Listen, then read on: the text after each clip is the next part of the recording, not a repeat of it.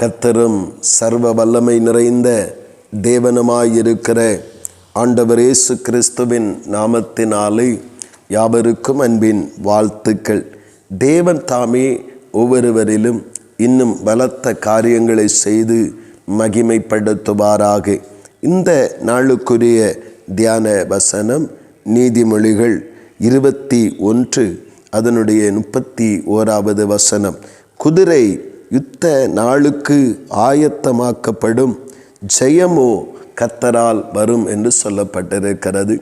இங்கே ஒரு காரியத்தை ஆயத்தப்படுத்துவது, ஒரு காரியத்தை அடைவதற்காக முயற்சிப்பது, ஒரு காரியத்தை பெற்றுக்கொள்ள நாம் செபிப்பது என எல்லாம் நாம் செய்ய வேண்டிய கட்டாயமான காரியமாக இருக்கிறது. ஆனால் இங்கே சொல்லப்படுகிறதை, இந்த வசனம் சொல்லுவதை நாம் கவனித்து பார்ப்போம் என்றால், குதிரை யுத்த நாளுக்காக ஆயத்தமாக்கப்படும். ஒரு யுத்தத்திற்காக எப்படி ஒரு பெரிய சேனை ஒன்று ஆயத்தமாக்கப்படுகிறதோ, அதை போல ஒவ்வொரு செயலுக்கும் வெற்றியை காண்பதற்காக ஒரு செயல்கள் அல்லது ஒரு கிரியை ஒன்று ஆயத்தமாக்கப்படும். ஆனால் நான் ஆயத்தமாக்கினால் எனக்கு ஜெயம் கிடைத்துவிடும் என்றல்ல. அவன் என்ன செய்ய வேண்டுமா?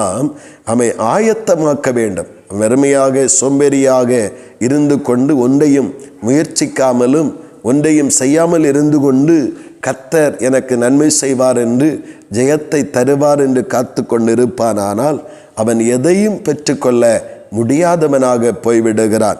அங்கே சொல்லப்படுகிறது, முயற்சிக்க வேண்டும், நாம் அதை செயல்பட வேண்டும். அப்பொழுது கர்த்தருடைய சமூகத்திலிருந்து அதான் ஜெயத்தை ஆண்டவர் நமக்கு கட்டளையிடுகிற தேவனாயிருக்கிறார்.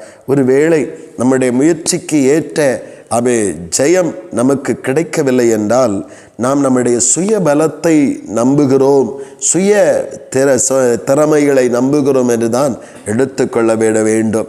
நாம் ஆயத்தமாக்குவது, நாம் சோம்பேறியாகவும் இருந்துவிடக்கூடாது.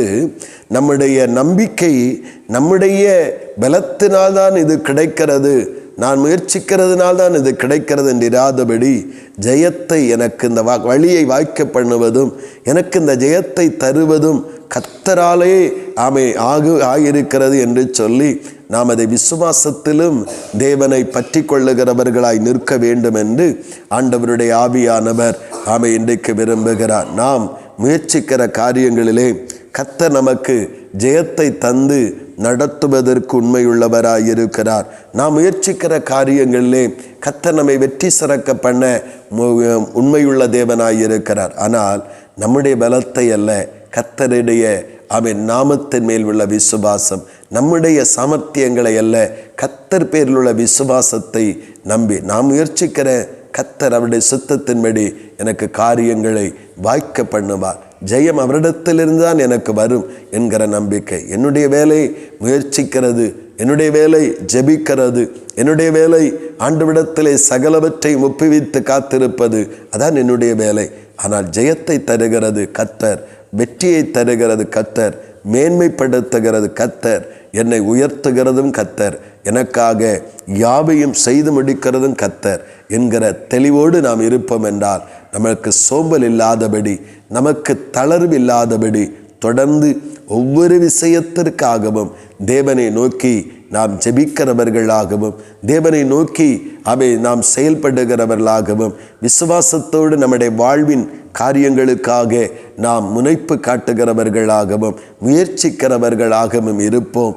கர்த்தர் தம்முடைய சமூகத்திலிருந்து ஜெயத்தையும் வெற்றியையும் தந்து நம்மையும் மகிமைப்படுத்துவார். ஒவ்வொருவரும் அப்படிப்பட்ட நன்மையால் நிரப்பப்பட கர்த்தர் ஒவ்வொருவருக்கும் உதவி செய்வாராக. ஆமேன், ஆமேன். செபிப்போம். அன்பின் பரலோகத்தின் நல்ல ஆண்டவரே, நல்ல இந்த காலை நேரத்திற்காக உமக்கு ஸ்தோத்திரம் அப்பா. தேவனே, உம்முடைய கிருபையினாலே முயற்சிக்க வேண்டியதும் ஜெபிக்க வேண்டியதும் கர்த்தரிடத்தில் சமர்ப்பிக்க வேண்டியது எங்களுடைய வேலையாயிருக்கிறது. அதை தாண்டி எங்களுடைய முயற்சியினாலே, எங்களுடைய ஜெபத்தினாலே, எங்களுடைய துதியினாலே, எங்களுடைய செயல்பாட்டினாலே தான் இந்த வெற்றி வந்ததென்று எங்கள் சுயத்தை சார்ந்து கொள்ள ஒன்றுமே இல்லை. ஜெயத்தை கொடுக்கிறவர் கர்த்தர், வெற்றியை கொடுக்கிறவர் கர்த்தர், வாழ்வை மேன்மைப்படுத்துகிறவர் கர்த்தர், எந்த இடத்திலும் எல்லா மனுஷர் மத்தியிலும் வெற்றி சிறக்க பண்ணுகிறவர் கர்த்தர். எல்லாமே கர்த்தராலே ஆகிறது என்பதை மாத்திர நாங்கள் நம்பி ஒவ்வொரு செயல்களுக்கும் ஆண்டவரே தளர்வில்லாமலும் சோம்பல் இல்லாமலும் முன்னேற கர்த்தர் கிருபை பாராட்டும். ஜெயம் கர்த்தரிடத்திலிருந்து வரட்டும் எங்களுக்கு. அப்படி நீங்கள் செய்கிறபடியாய் ஸ்தோத்திரம். இயேசு கிறிஸ்துவின் மூலம் செபிக்கிறோம் ஜீவனுள்ள நல்ல பிதாவே. ஆமேன், ஆமேன்.